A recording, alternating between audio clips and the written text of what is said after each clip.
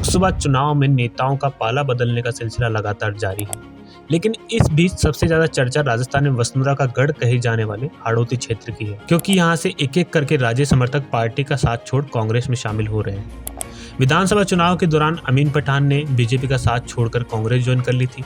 वहीं अब राज्य के कट्टर समर्थक के तौर पर पहचाने जाने वाले प्रहलाद गुंजल ने भी बीजेपी छोड़कर कांग्रेस का दामन थाम लिया है और माना जा रहा है कि कोटा बूंदी संसदीय क्षेत्र से लोकसभा चुनाव भी वो लड़ेंगे।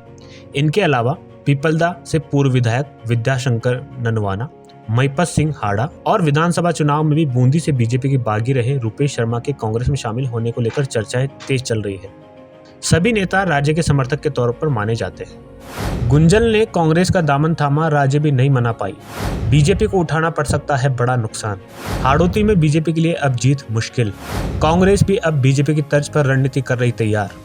वसुंधरा राजे कोटा हाड़ौती संभाग के जिले झालावाड़ की झालरापाटन सीट से चुनाव लड़ती है। पूरे संभाग की लोकसभा और विधानसभा सीटों पर वसुंधरा राजे का प्रभाव माना जाता है, लेकिन विधानसभा चुनाव 2023 से लेकर अब लोकसभा चुनाव आने तक ऐसा माना जा रहा है कि यहाँ राजे गुट के नेताओं की नाराजगी बढ़ती ही जा रही है। वसुंधरा राजे को सीएम के तौर पर चुने नहीं जाने के बाद राज्य समर्थकों की नाराजगी ज्यादा बढ़ती दिखाई दे रही है। गाहे बगाहे नेता यह बोलते दिख रहे हैं कि उन्हें और उनकी नेता वसुंधरा राजे को पार्टी में तवज्जो नहीं मिल रही है। हालांकि पार्टी ये दावा कर रही है कि पार्टी में सब कुछ ठीक है।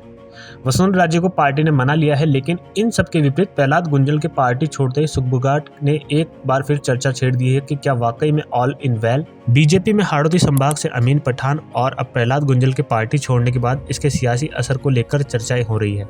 लोकसभा चुनाव के बीच गुंजल के पार्टी छोड़ने के साथ ये भी माना जा रहा है कि इससे कोटा हाड़ौती अंचल में पार्टी की मुश्किल बढ़ सकती है। ऐसा इसलिए भी कहा जा रहा है क्योंकि अमीन पठान के बाद प्रहलाद गुंजल भी ऐसे बड़े नेता है जिनका कार्यकर्ताओं पर होल्ड है और उनके कई समर्थक भी हैं।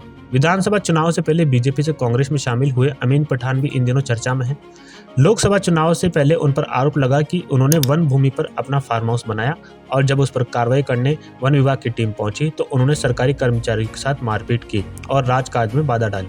सियासी जानकारों का कहना है कि विधानसभा चुनाव में देखा गया कि यहाँ पूर्व सीएम को पार्टी ने ज्यादा तरहीज नहीं दी गई। इसका खामियाजा हाड़ौती में बीजेपी को भुगतना पड़ेगा। कोटा बूंदी संसदीय सीट पर 8 विधानसभा है। बीजेपी ने यहाँ केशवरायपाटन बूंदी सीट गंवाई, साथ ही पीपलदा और कोटा उत्तर में बीजेपी हारी। 8 में से 4 सीट कांग्रेस जीत गई, जबकि मोदी योगी ने विधानसभा चुनाव में 3 सभाएं भी की थी। मोदी की एक सभा 12 में भी हुई थी, लेकिन 12 झालावाड़ संसदीय सीट की खानपुर विधानसभा बीजेपी को खोनी पड़ी। लोकसभा चुनाव में गुंजल जैसे बड़े नेता की पार्टी छोड़ने से बीजेपी को बड़ा नुकसान झेलना पड़ सकता है। गुंजल एक बड़े जनाधार वाले नेताओं में शुमार है।